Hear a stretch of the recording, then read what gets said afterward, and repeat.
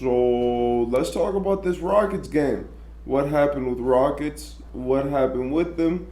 They went up against the Lakers, and let's talk about some of the things that happened in that game. And also, in the second half of the video, I will be talking about OKC versus Minnesota.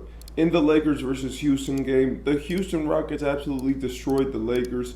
It was honestly pretty embarrassing for the Lakers, as they're supposed to be a much better team in terms of record, everything. And that is not youth, in terms of record, personnel, experience, everything. Like, even most of these guys in this team have been beat in the playoffs by LeBron, right? Like, even Fred VanVleet and Dylan Brooks both have been handed the work by LeBron in separate occasions. So, in my opinion, when we looked at this game, the biggest thing for the Lakers was, apart from their defense, it was the fact that they just couldn't keep up. The thing with the Rockets is that they play like a young team. They are very good, but they play with a lot of pace. They run the court, they shoot a lot of threes, if they're gonna use a two, it's normally a drive to the rim, which they're gonna try to finish, and they play exactly like a young team would, which is figuring it all out. This has basically caused them to be the premier team for most teams to abuse in terms of defense and in terms of their efficiency, but the Lakers couldn't just get through with that this game because of how bad the Laker defense was. I feel like LeBron summed it up perfectly in his post-game interview, where he said, like, we weren't just running back on defense. Like he said that the first half was over in the first 2 minutes of the game. He said something along those lines, and in my opinion, that really symbolized a lot of what this game was. It is true, the Lakers were not playing very well. They were not running back on defense. They were not playing the way that they were supposed to. And this caused them to have a lot of moments where you were just like, what is happening? And honestly, I believe that even though the Rockets played great with the Lakers, it still is a problem with this consistency issue. They're not consistent at all. They can't make two shots straight. They can't play good 2 rounds of defense. And it seems like this is because of LeBron as a leader. And this is why I feel like Anthony Davis should become the leader of the team. The thing is with LeBron is that LeBron plays passively. LeBron is too old to go and be able to play a full round of defense and then offense for 36 minutes without getting very tired and very fatigued. So the young guys around him take up to his example because they don't know how to win championships. But the 4-time champion, 4-time finals MVP, obviously knows a thing or two about how to win in the regular season and the playoffs. He's the greatest player of all time. And this way of LeBron playing, where he tries to run a team on offense, meanwhile guard the other team's best opposing player, is something that was never sustainable to begin with. LeBron's a great defender, but LeBron on defense doesn't have the attitude. Most people don't understand how LeBron plays defense, and they just think that he's being lazy. Like, where he stands is very tactical, the way that he switches is very tactical, and he knows what he's doing, but his team just thinks that he's being lazy while he's doing it. And that is causing them to in turn be lazy as well.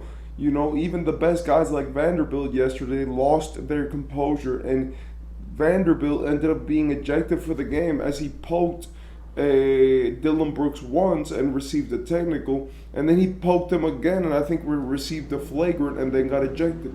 So when your best defensive player that's not named Anthony Davis gets ejected, when your leader is not playing great defense at all times, and when your team in general is just too winded but they're young, they don't shoot well, but they make a lot of threes, and it's like, in the end, I believe that all of this comes from the fact that Anthony Davis should be the leader. I feel like this is what they did in 2020, where LeBron became more passive. He was the head of the team, but he didn't always have to go up on offense and let the young guys be young.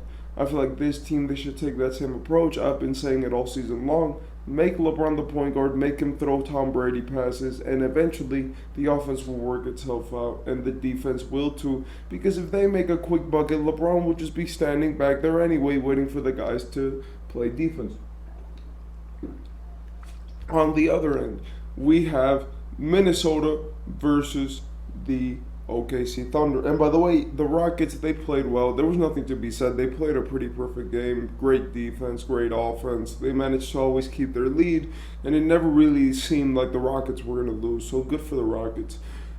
In terms of the Minnesota and OKC game, this was really exciting one, as this was the number one seed matchup, issue. Whoever won this game, I think, was going to turn out to be the number one seed, with OKC having taken that position from the Minnesota Timberwolves in a few of the last games. In this game, we saw an absolute atrocious, reffing performance. I do believe what Anthony Edwards said, that OKC was playing some pretty tough defense considering how they were playing in this game, and it caused them to have a lot of issues in terms of not being able to guard them. Still, even with the plays that they were running, most of the Timberwolves points came from the fact that they sent three up the middle and just left the corners open, right? Which was, in my opinion, an insane strategy to leave Jaden McDaniels and then whichever other guard was on the floor, not named Anthony Edwards, on the floor.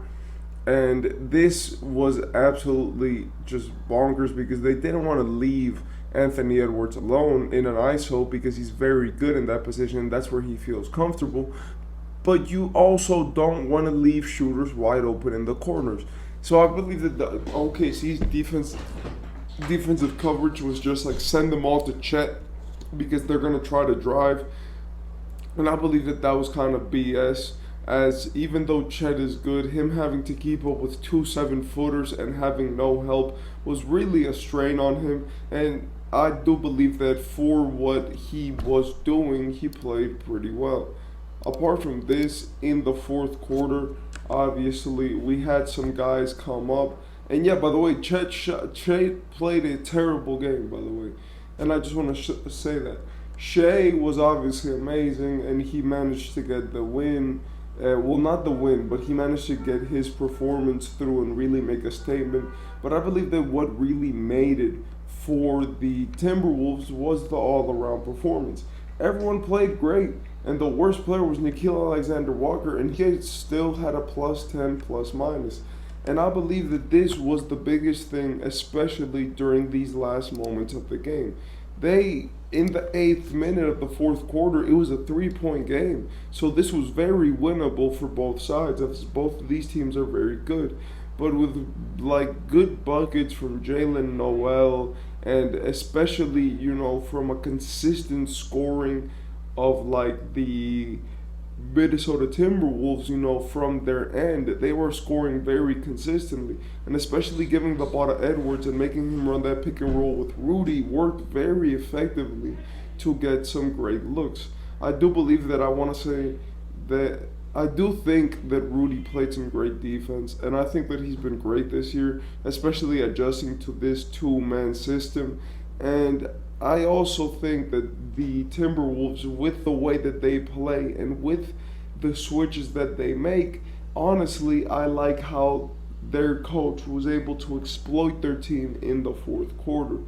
In the fourth quarter, he basically played 4 out, 1 in with Rudy inside, basically either forcing them to leave a shooter open or to double Gobert in the paint, which is not a good idea. This led to a lot of great looks. As Gobert got a few dunks. There was one where Nickeil Alexander-Walker got a mid-range jump shot. There was another one where they just forced it to the corner and let Jaden McDaniels shoot it.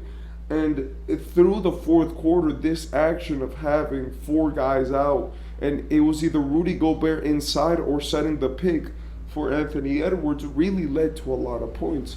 Anthony Edwards made very effectively a lot of them. And the reason why they couldn't guard this was because of the presence that Chet is in terms of the fact that Chet himself could not guard all of this movement. It was too much paint practice. It was too much, inconsistency, and in the end, it ended up biting them where it hurts most, and they lost. I do believe that this was a phenomenal game, and honestly, I do think that the coach of the Minnesota Timberwolves did a great job assessing what his players needed to do in this game.